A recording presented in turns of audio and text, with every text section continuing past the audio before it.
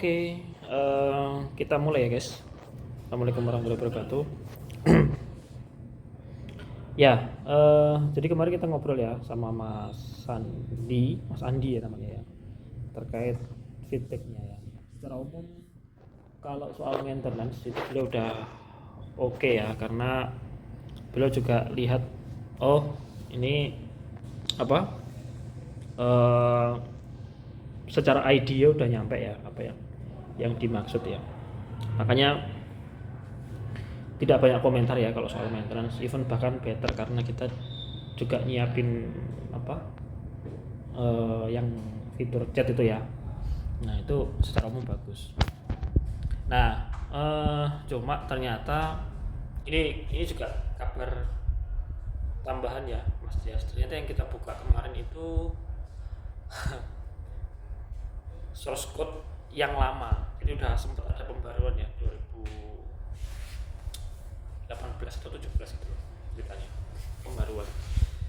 Nah jadi yang awal tuh memang buat maintenance yang kita explore pertama itu, tapi yang dibuka itu udah ditambah lagi ya menunya. Nah langsung ya, jadi kurang lebih simpelnya itu akan seperti ini ya. Ini main feature-nya. Mungkin yang agak unik production ya di sini. Nah ini agak saya tak hilang dulu ini di production ya. Jadi kemarin aku udah pastiin juga ya ke Mas Andinya, production ini maksudnya apakah mencatat produksi dari perusahaan ya, produknya apa, outputnya apa, misalnya kayak perusahaan pembuat gitar gitu ya, apakah kita juga akan melihat berapa banyak gitar yang dihasilkan, terus nanti kita ngontrolnya gimana. Ini kan beda aset ya, itu bukan masuk bagian dari aset ya, kan adanya mungkin raw material, terus barang setengah jadi, barang jadi gitu ya. Nah ternyata bukan, jadi alhamdulillah ya. Cuma aku udah bilang, wah ini mas nambah, ini mas kayaknya nambah skema ini mas, jadi ya aku minta waktu lah sama beliau. Nah production ini jadi secara umum konsepnya masih samanya itu karena POV-nya akan dilihat dari sisi aset ya. Jadi aku mungkin sedikit cerita ya background dari bisnisnya ini ya. Jadi memang di migas kayak gini ini tuh hal yang common ya atau biasa. Mereka tuh mensubkonkan gitu ya, kayak misalkan Pertamina punya subkon 1, subkon 2, subkon 3 gitu ya, yang berlevel-level ya. Nah subkon ini biasanya menghandle area tertentu. Nah kalau di migas tuh ya subkon tuh ya artinya wis sa equipmentnya gitu, sa aset-asetnya. Di sini sebutnya aset ya. Jadi kayak misalkan itu pompa ya pompa, terus tangki gitu-gitulah. Jadi gambarannya ya secara umum, misalkan Pertamina punya 10 anak gitu lah ya, yang jelas bukan 10 ya, pasti lebih banyak ya. Kita analogikan aja 10 anak. Jadi antara anak 1 dan anak 2, 3 tuh sampai 10 tuh berkesinambungan gitu. Jadi kayak area-area gitu. Misalkan kayak di sini ada pengeborannya ya, misalkan di Jawa Barat pengeborannya, itu nanti hasil pengeboran minyaknya akan ditaruh di kilangnya dikirim katakan ya ke Jawa Tengah. Nah Jawa Tengah itu udah beda anak lagi yang ngelola ya. Yes, mungkin bahasanya bukan karena Pertamina nggak mampu ya, mereka lebih nggak mau ribet aja ya, jadi kayak gampang. Nanti setiap titik itu nanti akan punya surat perintah, surat tugas, dia punya daftar aset yang mereka punya itu apa aja, terus servis yang mereka berikan ke Pertamina itu apa gitu. Nah oleh sebab itu keandalan sebuah sistem yang mereka tawarkan ke Pertamina sebagai pertimbangan untuk kontrak itu vital banget. Nah makanya itu di sini ada bahasa-bahasa kayak gitu ya. Makanya si orang yang pengusaha ini ya, yang kemarin namanya Intramas ya. Nah si Intramas ini makanya dia harus benar-benar tahu jumlah asetnya berapa, yang on berapa, yang off berapa, terus speknya gimana, kapan harus ganti dan sebagainya. Makanya mereka harus tahu ya untuk memastikan layanan mereka tuh optimal gitu ke Pertamina. Gitu. Gambarannya kayak gitu ya. Tapi aku nggak tahu ini si Intramas ini udah level keberapa ya untuk nge-subkon. Mungkin udah bukan subkon ya, subkon gitu. Ya gitulah, itu intronya. Nah, yang beda sebenarnya nggak beda-beda amat, dan yang kita submit kemarin tuh udah bagus banget ya karena mendadak, super cepat. Jadi ya menurutku sih bisa dibilang untuk ukuran yang cepat udah oke ya, udah oke banget. Tuh. Tapi ya wes, nanti kita coba ya penuhi keinginannya. Namanya juga kita kan fokusnya nyari duit ya. Tuh. Ya kalau ini by request dia, jadi nanti pengennya tuh di halaman utama ya, nanti dia bisa lihat setidaknya ada ini ya, aset on off ya, ini chartnya aja. Nanti bebas lah Mas Amril, kira-kira kita sajikan seperti apa ya. Ini masih gambaran kasar, aku yakin nanti kita bisa olah bareng ya. Terus reliability score ini nanti ada ya di depan ya. Ini nanti formulanya tak pastikan lagi ya ke Mas Andi. Tapi intinya reliability ini misalkan dalam satu aset, misalkan pompa gitu ya, itu perbandingan antara dia nyala per total dia gimana ya jelasnya ya, gini aja lah, on per off dikali 100% gitu. Sementara gitu dulu, nanti kita pastikan lagi formulanya. Jadi reliability score ini nanti akan menentukan seberapa kita bisa mengandalkan aset ini ya. Ini kalau konteksnya aset ya. Kalau konteksnya plan ya, yang terdiri dari berbagai macam aset ya, digabungin aja semuanya gitu. Sesederhana itu. Oke. Kurang lebih nanti di home sekilas mereka bisa lihat ya, kayak reliability score-nya berapa, jumlah aset total mereka berapa, on dan off, maintenance trend. Ini bisa kita ambil dari catatan di maintenance sama production log ya. Ini yang baru nanti kita bahas. Nah kalau mau lihat opsi, aku tadi coba nyariin ya, opsi yang mungkin nanti bisa ditaruh di dashboard ya. Ini kalau Mas Amril mau ya biar nggak cari sendiri ya Mas. Kalau misalkan mau dipertimbangkan bisa pakai ya monggo, enggak ya nggak perlu juga. Kalau misalkan wah ini kurang cocok Mas, ya wis nggak apa-apa, bebas. Nanti lihat di benchmark juga ya, di dribble atau di ini web benchmark sejenis. Oke, kita masuk ke aset register ya. Aset register ya secara umum sebenarnya nggak beda-beda jauh sih sama konsep kita. Ini jadi nanti aku juga perlu masukan ya dari teman-teman. Kalau di aset register, yang tak bayangin ketika user masuk ke page ini ya, pertama kali yang dia lihat ya pasti daftar aset ya. Dia bakal bisa lihat semua daftar asetnya. Misalnya contoh ya, ini ada nomornya, nama aset, kode, hierarki nanti hierarki itu kayak parent and child gitu. Jadi dalam sebuah ekosistem itu ada beberapa hierarki. Hierarki ini dibuat untuk menentukan tingkat critical sistemnya gitu ya. Jadi misalnya ya, kayak hierarki itu cara kerjanya mirip kayak parent and child, terus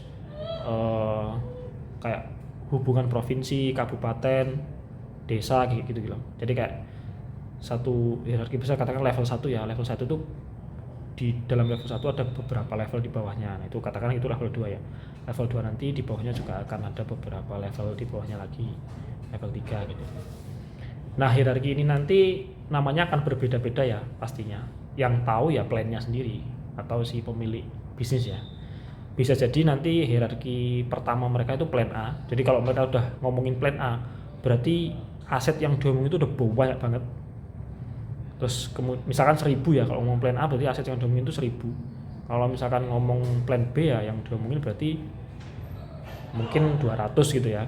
Mungkin ya 200. Berarti ada 5 plan B gitu ya di level B gitu. Kayak gitu. Tapi nanti mungkin namanya juga berubah ya, bukan plan A, mungkin plan A, terus plan Budi, plan Charlie dan sebagainya. Jadi kita memahaminya sebagai level aja. Jadi nanti mungkin flagging aja ya, flagging tapi yang punya hierarki, jadi kayak parent and child gitu, sesederhana itu. Nah terus ini juga ada status. Jadi status ini nanti sifatnya ada on dan off ya. Jadi ada beberapa aset itu yang mereka itu karena kerjanya itu 24 jam ya. Jadi nggak bisa, misalkan pompanya bekerjanya 24 jam. Jadi nggak bisa mengalirkan, harus ada liquid yang mengalir ya, harus ada oil, kan kita konteksnya oil and gas ya. Jadi harus ada minyak yang mengalir ya. Kalau misalkan pompa ini hilang, ya wis macet. Nah itu nggak boleh. Jadi makanya harus ada secondary pump gitu ya, atau untuk memastikan biar minyaknya terus berjalan. Makanya di titik-titik kritikal itu pompanya double gitu. Nanti ketika satu itu sedang on, satunya di repair atau sebaliknya. Ketika selesai repair nanti di switch kayak gitu. Makanya ini ada on dan off. Nah nanti harapannya si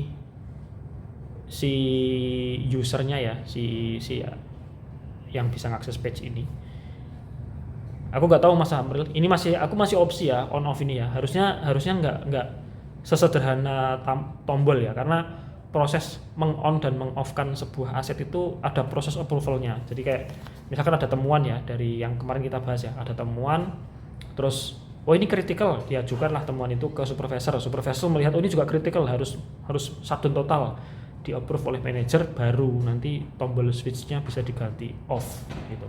Jadi nggak sesederhana kayak adminnya nggak sengaja ngeklik off gitu ya. Jadi nanti kita timbang bareng ya, kira-kira gimana enaknya. Ini aku kasih button radio ini biar representasikan aja, biar lebih gampang terlihatnya. Nah terus PIC di sini tuh penanggung jawab aset ya. Ini aku juga masih berasumsi ya, tapi ada dua kemungkinan yang tak bayangkan ya. Penanggung jawab aset ini bisa jadi teknisi yang di-assign untuk menghandle plan tertentu ya, atau hierarki tertentu, kita sebut plan aja ya. Plan tertentu, atau memang orang yang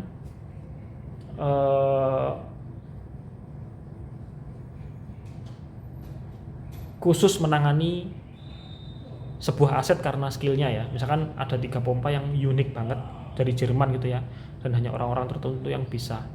Nah ini bisa di-assign PIC-nya ke dia gitu. Nah ini kebijakan mereka ya. Ini urusannya SOP, kita nggak perlu pusing dengan itu, karena kita kasih field text saja, jadi biar diisi apa terserah mereka. Nah terus ada tombol action, nanti kita bahas. Nah ini di page ini kan yang paling menonjol kan tambah aset ya. Nanti kalau misalkan tambah aset ya, nanti tinggal ini aja kita tambahkan. Secara umum yang kemarin udah cukup ya, paling nambahin hierarki doang karena udah cukup jelas yang sebelumnya ya. Nanti kalau udah selesai kita simpan gitu. Ini catatan tambahan remark ini, kalau misalkan ya yang beli itu misalkan ini second ya belinya, nggak bener-bener first hand atau third hand dan sebagainya. Misalkan ada catatan ini ada dent di area sini dan sebagainya, ini pernah diganti sealnya dan sebagainya, itu bebas ya, terserah. Kita kasih text field text aja, text field aja biar mereka yang isi. Nah nanti kalau disimpan ya wis otomatis masuk list ke sini ya.